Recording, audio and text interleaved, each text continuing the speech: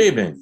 Welcome to Community and Technology, where we connect the global community with news, information, and resources. I'm Stu Reid, and here's my co-host, Dave Burstein. Hello. Hey, Dave, how you doing? Working hard. Yeah. Wind up arguing with the White House guys. Uh-huh. Discovering that cable's going to get a heck of a lot faster.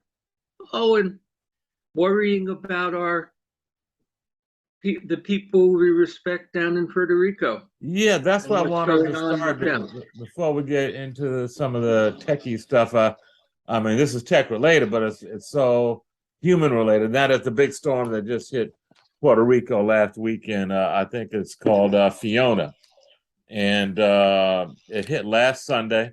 First hurricane to touch down since 2017 in September, Maria, that we had talked about on the show back then, that left thousands of people dead and just really devastated the infrastructure, power, and communications back then. This flood, it doesn't have the wind that Maria did, but it has flooding. It is much worse, apparently, than Maria. Apparently, it washed away bridges, tore open roads, and just left thousands without water as well. I'm looking at a story, and I think this is CNN reported that on this Saturday past, 850,000 people were without power, and that there were some of the 1 million or so folks did have running water, but there were over 250,000 folks without running water. More recently, as of today, Reuters reports that there are 350,000 people, homes and businesses, still without power. This is 10 days after the storm. And apparently many folks without power as well. Oh, I'm sorry. Let me say that. 350,000 without power, even though there was an island-wide power outage for a while that hit all 3.3 million folks. They have restored a lot of the power over the last week to 10 days, but you still have 350,000 folks without it. And I think one of the interesting things, Dave, I don't know all the details, but I know that the power company that was run by the Puerto Rican government got put out of business as a result of the storm Hurricane Maria 5 years ago. And then now they have a private company that's apparently a co-owned by, it's called Luma Energy, co-owned by a Canadian energy outfit, ATCO, and a U.S. energy contractor, Quanta Services. So I'm not sure how that's working out financially for the folks on the island in terms of pricing and whatnot, but it looks like at least they're responding a lot faster in terms of restoring the power. Again, 350,000 folks still without power, and many hundreds of thousands without water as well. So something we need to keep an eye on. Devastating storm. I know that the mayor of New York went down and visited, as did many others. So I'm at least happy that it's getting the attention. 5 years ago, I remember we had that other president that was in power, and it was a very slow response, I thought. So at least. Why are you being so polite? Well, it was criminal negligence. Yeah, it was. It was. Thousands of people died because, among other things, diabetics couldn't get their insulin. Yeah, it was tragic. And he was throwing paper towels at people. Oh, here you go. That was crazy. But again, happy to report that we got a better response, a quicker response with this administration. And it looks like the current power company down there, Luma, even though it's not locally owned, at least they are being more responsive in terms of restoration. So that's good news. Yeah, governments are often incompetent and crooked. Yeah. I've just been reading an intense history of Ireland since 1950. And the level of corruption there was unreal. And the level of incompetence at many things, among other things, Ireland, which by this century was an affluent country, nominally with a GDP greater than the United States per capita. Wow. Yeah, it's a funny story. All the American companies going to Europe Mm-hmm. go to Ireland because the tax rate there is lower and they Mm-hmm. speak English. So they have an artificial economy with some very rich multinationals and not so rich, but much better off than before, Irish people. Uh, and the level of corruption was really remarkable. It even got proven eventually. But the same is true in many places where the government is very strong, but not all. So we see that in Puerto Rico, the electric power company, government owned, was unfortunate. I can tell you in India and in Australia, the government owned communications companies are unfortunate. In India, it's been a disaster. But on the other hand, some of the most efficient uh, communications and phone companies and broadband companies in the world are Chinese government owned. Mm-hmm. So it can go either way. And it's Yeah. coming up again in the US, where the NTIA's got $40 billion to waste. And they're trying to make as much of it as possible go to community organizations, nonprofits, local electric co-ops, and the like. And it's a very attractive dream. And when it works really well. I can point to some that are doing fabulous service for their people and others that are going broke. And the funny thing is, you go to Washington and you have some people who think, oh, community stuff is going to be the best. It's the only way to go. Otherwise, people will be ripped off, which is an old socialist dream, and I sometimes share. And another group of people who say, that's ridiculous. If the government owns it, it's guaranteed disaster, interfering with private enterprise. And neither side looks at the reality, which is a well-run government program can be great, and a heck of a lot of government programs aren't well run. Getting back to Puerto Rico, we know a fair amount about what's happening there in communications.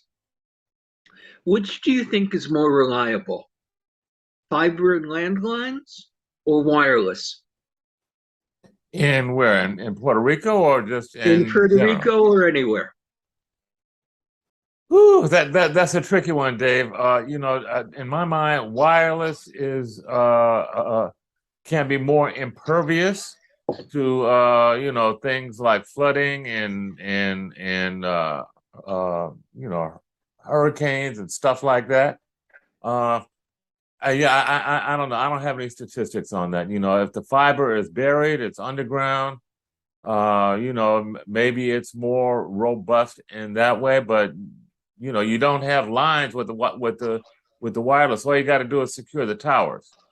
So, And Puerto Rico has given us yet another example of demonstrating exactly what you're saying. mm-hmm, There are people who are saying we must have fiber everywhere because it's more reliable. It turns out that in emergencies like hurricanes, wireless is much more reliable. mm-hmm, Why? Because, as you're saying on the electric, it will often take 10 days or 10 months to restore from flooding, as happened after Sandy in some places like Fire Island, New York. On the other hand, wireless towers don't fall down. They almost all have backup power. They often will go off the air when their backup power runs out of fuel in 10 or 20 hours, which is something that maybe should be avoided by having more backup power. But they almost all then can come back online as soon as the truck can get to with more gasoline. yeah, And that, in fact, is what's happening in Puerto Rico right now. 170 towers went offline, and in a day or two, we're back online. mm-hmm, So that this bit about how fiber is so reliable, which is being used by people who want to make billions of dollars off fiber, is at best a half truth. In fact, in the real calamities like Katrina and Sandy, and now in Puerto Rico, the fiber gets washed out and is often very, very slow to recover, whereas wireless can recover very quickly and almost always does. Yeah, I would think a tower restoration could be pretty quick, even if a tower got wiped out. Restoring a tower, I would think, would be, maybe days, not weeks or months. And that's exactly what they're finding in Puerto Rico. It's days. It was a little bit harder after Katrina, but that was because everything was dysfunctional and wiped out for weeks after Katrina. A friend of mine, Bill Smith, was in charge of the restoration there, and he had lots of stories about what it took. He couldn't get gasoline to the towers because they weren't giving his trucks priority on the roads, and they weren't being allowed to go there. This is Katrina or Puerto Rico? This was Katrina. Oh, wow. Which was, let's go. Meanwhile, Florida may be seeing something really big. They're at the edge of a Cat 5 storm, which is what Katrina was. And we'll find out over the next few hours. And we'll find out how efficient that right-wing neo-fascist government in Florida really is. That is going to be interesting. Yeah. And of course, we have this horrible bit. The neo-fascists just got elected in Italy. Makes you worry about democracy. Yeah. Yeah. What do you think that is, Dave? Is that fear-based, scarcity-based thinking? That's my thinking. But what do you think? There's a lot of that, and the other thing is, in almost every country, they're throwing the bums out after the pandemic. So the Democrats won here in the U.S. The right wing won in Italy and in Sweden. Sweden is the one that's really horrifying. Yeah, you think of them as being progressive. Yeah. And when you look at it, it's almost everywhere. Whoever was in charge tended to lose. And things have been really bad the last few years in almost everywhere. Yeah. Next story. Is Moore's Law dead, do you think? That's interesting. I don't know enough about the technology, but, just for our folks that may not know what that is, Moore's Law is kind of an informal law in technology in the semiconductor business, which says that the processing power of chips will double every 2 years.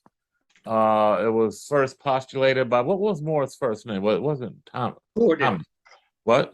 Gordon Moore. Gordon Moore. All the way back in the 60s. Wow. 60s or 70s. Wow. Looked at what was happening with chips, and he said, it seems to be halving in size, doubling in power, halving in cost every 18 to 24 months, and he figured that would continue.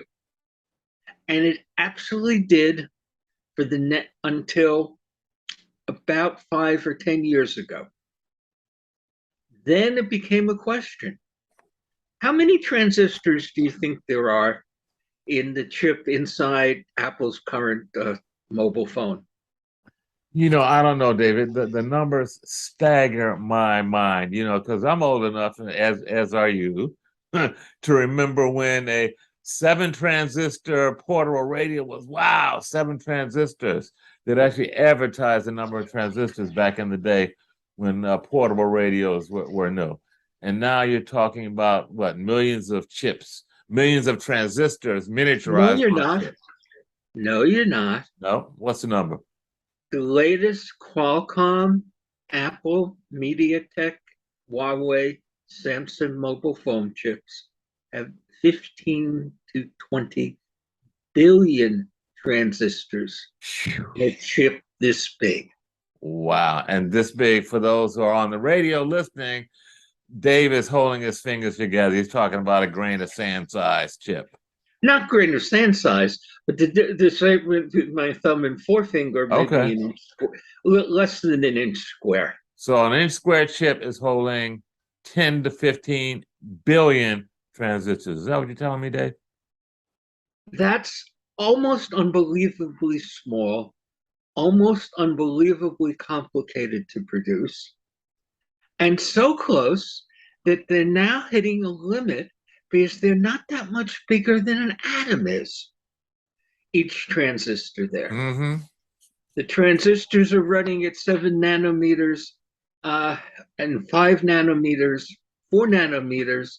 And when you're talking nanometers, you're talking atomic sized. Mm-hmm.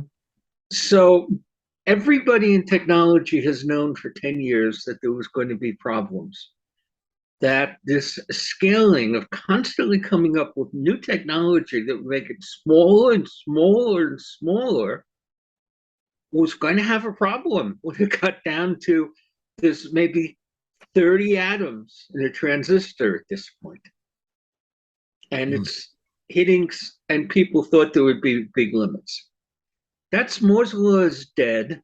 And I first heard it from I did a webinar with Henry Samueli, who was a Marconi Prize winner, invented most of the cable modem stuff, founded Broadcom. Mm-hmm. Very, very, very rich. You know, $5-10 billion rich. And he was pointing out the problems as we got to atomic scale. And everybody in technology for the last 10 years has been thinking, what are we going to do? And what would be more than laws when we can't keep making it smaller? What brought up the headline there from CNBC that Moore's Law is dead is that NVIDIA said Moore's Law is dead. And Intel said, no way. We're going down to 4 and to 3 and to 2 nanometers. And they are. They're actually doing samples at 3 nanometers, which is a nanometer is a billionth of a meter. This is unreal. But it's very real. In order to build those, however, how much do you think a new chip plant costs to do these advanced chips? Samsung's building one, or several. TSMC in Taiwan is building several. Intel is building several. And at the moment, nobody else on Earth is able to compete at that level. How much do you think one costs? One plant. 100 million. Some of the machines inside cost 300 million. What? What, Dave? Billion. 20 billion? Is that what you said? Yep. 20 billion to build a plant that manufactures these chips. Yeah. Wow. And the most complicated machine ever built, by many people's estimate, is the extreme ultraviolet lithography machine that's coming from one place only, a company in the Netherlands called ASML. That's the only thing that can make chips smaller than 7 nanometers. And nobody else has been able to produce the machine. And every one of these plants is running off ASML, which gives enormous power to whoever controls the ASML, otherwise known as the US government, which is blocking the shipment to China. Wait, now break this down again, Dave. There's a Holland company, a Dutch company named ASML that has the software technology to make this stuff, but then you have... It's way more than software. Okay, it's but they have something that comes from Zeiss that is... They make examples that if it was the size of a football field, you couldn't see anything even an eighth of an inch above the mirror. It's that smooth. Wait. Say that again. You're talking about a mirror? Think of a football field. Yes. And there's a mirror in there that you bounce the EUV off, the ultraviolet rays, extreme ultraviolet. that is smooth beyond imagining. That if it was the size of a football field, there would be nothing even an eighth of an inch above that surface across 100 meters squared. It has to be that perfect. You're looking at manipulating atoms almost individually, certainly no more than 10 or 20 at a time to make that perfect mirror. You know, it's the kind of thing, there is one other that's probably that smooth, and we put it up in orbit, and it's called the Webb Telescope. Right. And okay, so that's what the Dutch company does. I'm just trying to separate what the Dutch company buys the mirror versus what the the folks in Korea do, the Taiwanese Semiconductor and NVIDIA.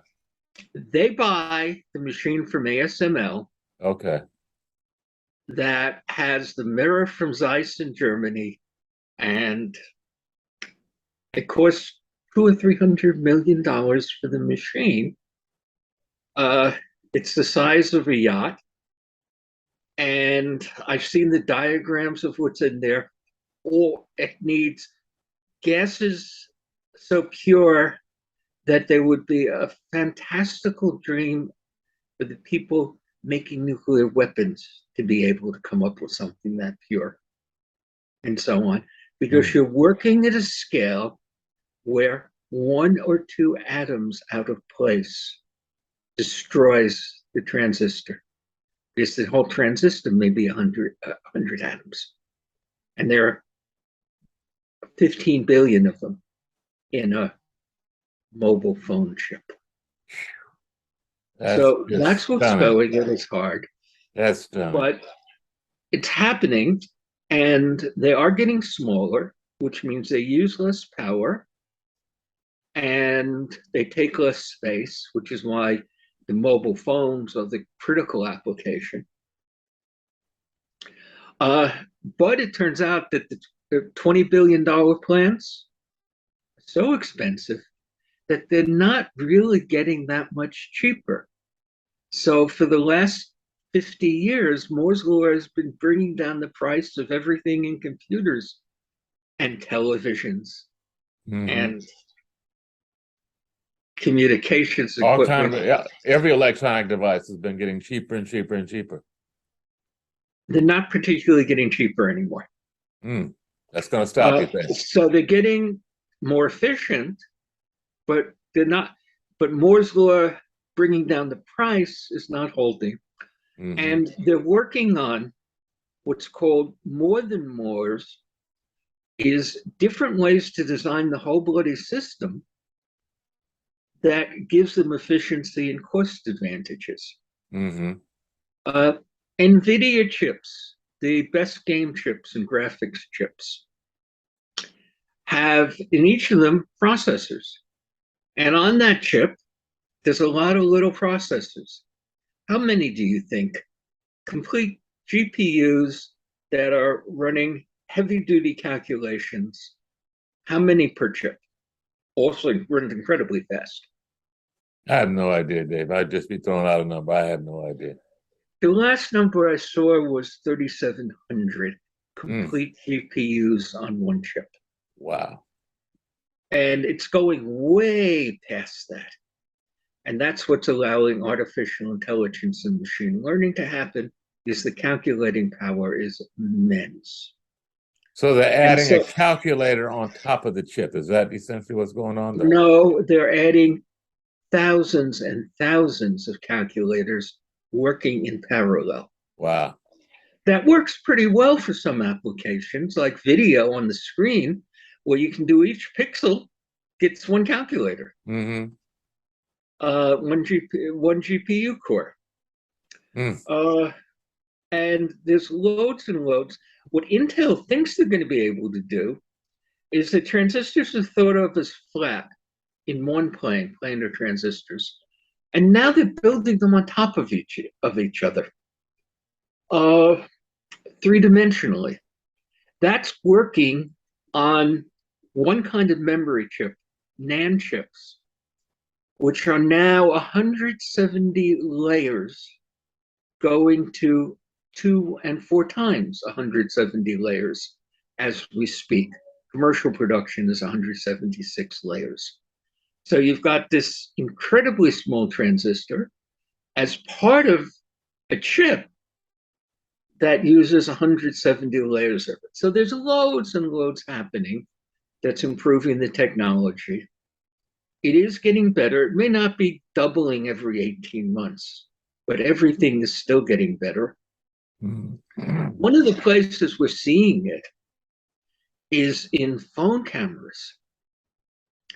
And even though they don't have decent sized lenses, the latest phones from Apple, Samsung, Huawei may be the most advanced at the moment, are comparable to Jenny's $13,000 semi-pro video camera inside the zones. Mm-hmm. And of course, I'm looking quite fine on you on a $170 phone. Yeah. It's cameras. Yeah. It amazes me as a guy who used to do photography and used to be really married to the high-end, the fancy cameras like your Jenny and like my brother, Nikon guy, then you graduated to the digital stuff, that the camera in a phone can be a higher quality than many of those cameras, if not all of them. The only thing lacking, as you said, is the lens. It doesn't have the lensing capability. But in terms of the capturing and the low light and the quality and the contrast ratios, it's really stunning. The current phones can get you a plausible picture in something so dark that our eyes can't see it. Yeah, wow. It's there. But I think we have to take a station break. Yes, we do. Yes, we do. It's fascinating. Okay. This is Dave Burstein and Stu Reid on Community and Technology. You're listening to WHCR 90.3 FM. We're going to take a brief break and listen to a little Pharoah Sanders, who just passed away this week. You're listening, it was last week. Let's take a brief break. Here's Pharoah Sanders. Stay tuned. Community and Technology.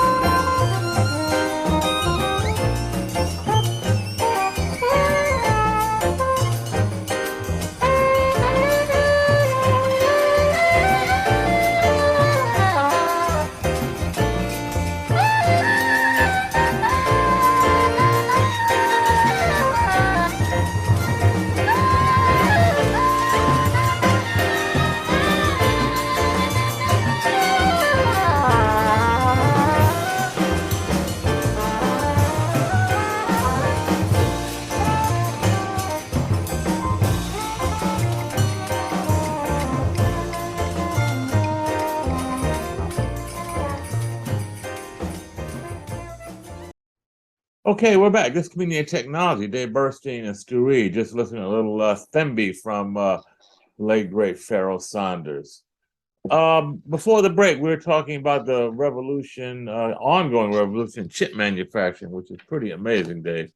What's next on your agenda? Where we going to Well, talk about? you pulled the story from CNN about the Iran protests and what the United States is doing about it and what's the Iranian government doing about it. Now, let me throw you the question. Mm-hmm. Do you think the Russians should shoot down the SpaceX satellites? Because that's how You talking about Elon Musk satellites? Elon Musk satellites? Because one of the ways that the US is getting our propaganda into Iran is they're allowing Elon Musk to use SpaceX to the satellite internet in Iran because Iran is shutting down some of the internet to reduce the protests. So that's also happening in the Ukraine, where the US bought thousands of satellite dishes from Musk, supplied them to the Ukrainians, and they're the primary field communications because the Russians can jam everything else, but it's a little bit hard to jam a satellite. So the question is, now that SpaceX is being used as an active part in the war of Ukraine, should the Russians, if they can, shoot down those satellites? Well, clearly my answer would be no. But you know, I'm sitting here in America. I'm not sitting in Moscow. So I mean, if I were sitting in Vladimir Putin's seat, I think he'd have a very different answer. But you know, I think we go down an extremely slippery slope when we start attacking communications infrastructure because of what is being delivered over it. I mean, you know, there's the communication infrastructure really is international. In addition to Musk satellites, we have all kind of other satellites. We have transcontinental fiber. We have a global communications network that is really interconnected and I think interdependent in so many ways. And if one country decided to start to sabotage that because they didn't like how it was being used by a given entity, I think we're in danger of upsetting the entire ecosystem globally. That's my feeling. What do you think? Well, in that case, you probably think it's illegitimate to surveil the internet and intercept communications because that really is destructive of the use of those communications networks, as some of the Africans were pointing out to me, that if they knew that everything they were saying was going to be transcribed in Las Vegas and Maryland, and probably in China now as well, that makes the communications totally untrustworthy and they're afraid to use it. Mm-hmm. I can't disagree with that, Dave. You know, but you know, I'm certainly not in position to comment, especially on the air, about all of this spy versus spy, because you know I have a lot of disagreements with the way that you know the world is run today. So I mean that's a whole nother philosophical, metaphysical, if you will, argument for another day. But yeah, I mean, you know, the various superpowers around the globe are definitely using the communication infrastructure for good and for nefarious reasons, purposes, I should say. So, I mean, does that mean we should not have the communications infrastructure? Um, that's a good question. Do the Well, positives outweigh the negatives? let's go to India and Myanmar, Okay. where the internet is definitely being used to organize murderous riots against Muslims. Mm-hmm. So should the internet be shut down? And in fact, the Indians, when there are murderous riots going on, which there have been, have temporarily shut down the internet in parts of India. They've also shut it down totally in Kashmir. the province that's with a Muslim majority that India grabbed in 1947, and they've been fighting wars over ever since. And the people there have their internet shut down. That's part of state power. Now, the United States opposes state power unless it's ours. I would say that holds true for most governments around the globe. Yeah. And so you read the New York Times and you think that we're heroes trying to get our point of view, which is start a revolution, get armed, bring down the Iranian government. We talk about it politely in Washington as regime change, but we're talking about a violent revolution, which may or may not be the right thing for the Iranian people to do. But I certainly am very uncomfortable with the United States trying to make that happen. So these are hard questions. Yeah, the Iranians are shutting down the internet because there's a lot of protest happening there. Those protests have massive support from the United States. Billions and billions of dollars we spent on our program of regime change. And that's legitimate. Now, what else is there in the New York Times that they're talking about getting the US dominated internet into Iran to get our point of view there to our side? The women of Iran are heroes in the New York Times today. What about when the Russians and the Chinese try to do the same thing? You know, it's communications warfare, Dave. It's warfare on information warfare, communications warfare on a global level. It's just a whole nother arena that is, I won't say brand new, because you always had symbols and propaganda, whether it was just pictures and posters and banners, or speeches on the radio, World War II, or the parades that Hitler did. And it's just become more and more sophisticated with the media evolution. But the underlying warfare and conflict, that part has remained. It hasn't changed. So I don't know how to answer your question. Do you ban the actual tools because of how they're being used, or do you try and regulate how they're being used? Well, oh God, I'm forgetting his name. The nuclear scientist who turned against nuclear weapons, the guy who built all our pocket nukes and then decided he didn't want to do it anymore. I'm forgetting his name. Michio Kaku had him into WBAI when I was there. Okay. And I met him and I took some pictures when they did a conversation between this reformed nuclear weapons designer and the mayor of Hiroshima. Wow. He came through the United States on a peace mission. And the scientist asked the mayor of Hiroshima, "What do you think about people like me? Do you condemn me?" The mayor of Hiroshima is a diplomat. And he said, "We can't condemn the scientist. They're just following orders." And he didn't, I don't think he said it ironically, but then all I heard was the English translation of what he said.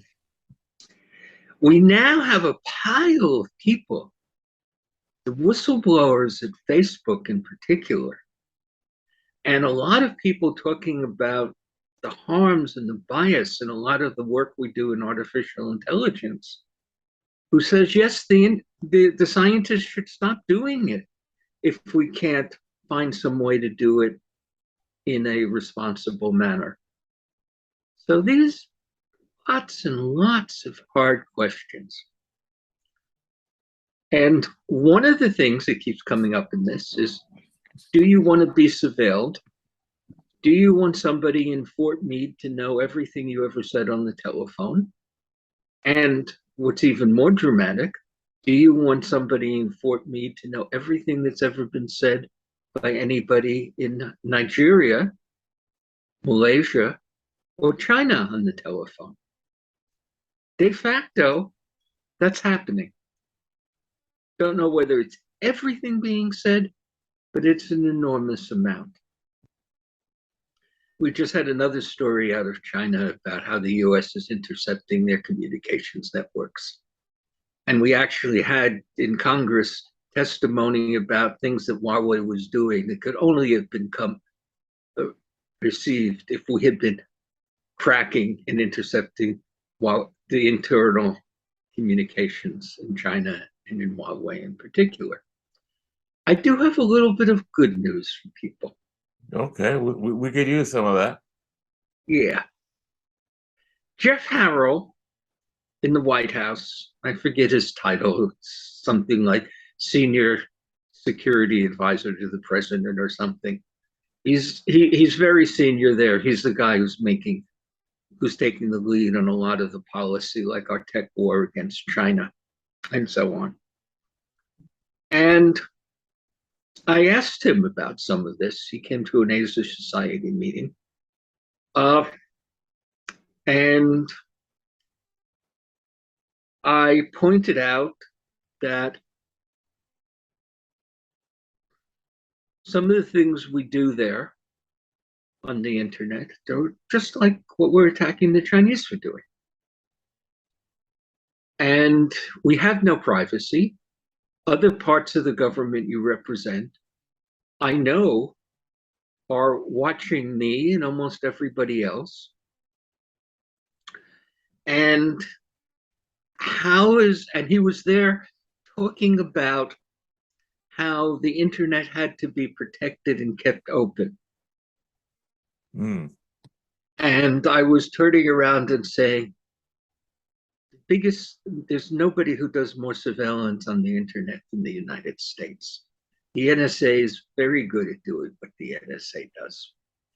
And he said that, yes, and I would probably be happy to hear that as part of their argument for keeping the internet open, or part of something he's working on that's related to it, he's personally negotiating with the Europeans on sending data to the United States and whether that is prohibited by European privacy laws, one called GDPR in particular.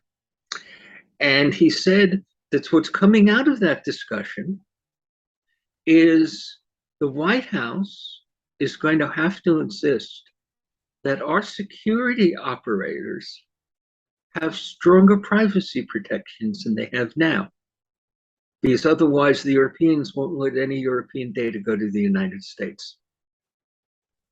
So the good news is the White House, probably in a very small symbolic way, intends to cut down on the surveillance. And I believe this radio show is the first place that's been reported, because I happened to have that conversation with him at an open meeting. The tapes are up at YouTube for the Asia Society. Look at for the China Tech thing and go to the questions and answers where I asked Jeff that one. So Dave, let me just recap. You're saying that this spokesperson or this person in the White House is saying that because of the relationships and negotiations with Europeans over privacy, that there will perhaps be less surveillance in the U.S.? Not perhaps, definitely. Definitely, okay. Definitely. Now, I'm sure it's not going to change anything of substance. It'll be symbolic in order to get the Europeans to go along on this one. But remember, we tapped the phone of the Chancellor of Germany, Angela Merkel. Wow. They got a little bit angry about that a few years ago when they discovered it. Wow. And they actually have somewhat stronger privacy laws than we do. I guess So there's no rules, no boundaries in war, and why should that change in the communication space? yeah, and Yeah, that's going. yeah. What? How much time do we have? You We're want to just talk about out about of time. We got NASA a and DART? couple more minutes. Yeah, I just wanted to talk just for a minute about the NASA's DART program, where NASA sent a probe to intersect and impact an asteroid in an attempt to change its course. And the thinking was that somewhere down the line there may be an asteroid headed towards Earth, and we want to be able to move its trajectory so that it does not hit the Earth. And I saw it live on TV, as I guess so many folks did. NASA broadcast it, and you saw the probe as it got closer and closer and closer to the asteroid. Pretty incredible. You saw the rock formations on the asteroid. It got really close before, of course, there was an explosion and the image disappeared. They're saying it's going to take some weeks and maybe longer before they can actually measure the change in trajectory of the meteor. But the NASA folks were jubilant that it in fact hit, and they're expecting that it will be a success. But that hasn't happened in what, 65 million years? Yeah, since the dinosaurs. And The CT I boundary? thought it was interesting, Dave. I mean, the analysts, I mean, they immediately went to just some warfare type of conversation. Well, suppose we're able to just change the trajectory just a little bit, and I'd rather have it hit the eastern hemisphere, it'll hit the western hemisphere. That could be, a way to, to go after, some particular country or part of the globe. It was kind of disappointing just to hear that kind of conversation about how this technology might be used. But I guess not surprising. Well, that's something like I'm hearing from these White House guys, which is why I was speaking so strongly in their faces. Although they're perfectly courteous to me. And we had interesting conversations. The United States right now is, and I'm quoting from the White House guy, trying to keep China 2 or 3 generations of technology behind us. The particular thing that comes up is that turns out that EUV machine, which is critical for making advanced chips, only comes from Holland, and we're demanding the Dutch not sell any of them to China to keep the Chinese behind. Why, did Harold say? And I'm saying this on the radio because nobody's going to listen to it here. But I'm not putting it in print, or I'm not putting the name in print. Because we want to make sure that Huawei is behind. We can't stop them from making all the cells in China. We've wiped out their cell phone business, $40 billion worth. Pretty substantial. But they're still selling the radios that and the cores of the networks. And he was saying, we want to make it hard for them to sell to places like Brazil and Argentina by holding back their technology. Now, and the reason he talked to me courteously and we had a good conversation is I actually have the data about whether or not it's going to work. And I don't think it's going to work, that in 3 or 5 years, the Chinese are going to catch up. So it's going to have no long-term impact, and the policy is going to fail, which is what I said to the guy in the White House in charge of the policy. And he was very courteous, and we went back and forth on the technology issues there. In 1945, the United States set off the bombs in Hiroshima and Nagasaki. How long do you think it took the Soviets to come up with their own bomb now that they saw the technology was there and worked and you could figure out some things about it? I think it was only a year or two after, wasn't it? Shortly thereafter. 4 years, 1949. Okay. Everybody in 1946 thought the United States was going to have a monopoly for decades. Yeah, doesn't happen. Once the proof is out there of what's possible, that and the direction of what's involved, Well, I can pick up the textbook on chip making from the Stanford University professor and know a heck of a lot of what I need to know to catch up in chip making. Mm-hmm. And being born in Shanghai or Shenzhen doesn't make you any stupider than being born in Chicago or San Diego or San Jose. So I think it's a fool's errand to hold back the Chinese, who, since it does really hurt to not have the most advanced technology for so many things, are spending hundreds of millions of dollars to catch up and doing so very rapidly. And I think it's a fool's move to think that we can cut them off from a few things from Western countries and thereby permanently have an advantage. Okay. But the guy in the White House doesn't agree with me. Yeah. Well, there you have it. Dave Burstein. Thank you, Dave. The last word on community and technology. Thanks, Dave. I will see you next week. This has been Community Technology on WHCR 90.3 FM. Stay tuned every Wednesday, 5 p.m. Thanks for tuning in. Good night.